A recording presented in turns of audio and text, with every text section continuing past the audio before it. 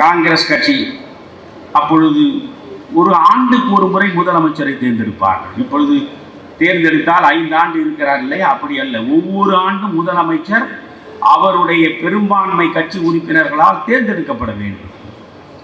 1946 பிரகாசம் மாபெரும், இவர்கள் எல்லாமே மாபெரும் தியாகிகள். 1920 மகாத்மா காந்தி ஒத்துழையாமை இயக்கத்தை நடத்துகிறார். மாணவர்களே, கல்லூரிகளை விட்டு வெளியே வாருங்கள். அரசு ஊழியர்களே, அரசு பணியை விட்டு வெளியே வாருங்கள். வழக்கறிஞர்களே, நீதிமன்றத்தை விட்டு வெளியே வாருங்கள்.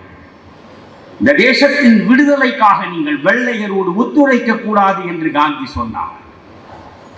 அந்த ஒரு வார்த்தைக்காக இந்தியா முழுவதும் அத்தனை மாணவர்களும் வெளியே வந்தார்கள். கல்லூரிகளை விட்டுவிட்டு வழக்கறிஞர்கள் நீதிமன்றங்களை விட்டு வெளியே வந்தார்கள். பல அரசு ஊழியர்கள் அரசு உத்தியோகத்தையே துறந்து விட்டு வந்தார். அப்பொழுது தியாகம்தான் மனித வாழ்க்கை.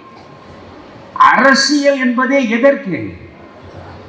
பொதுநலத்திற்காக, மக்களுக்கு உழைப்பதற்காக.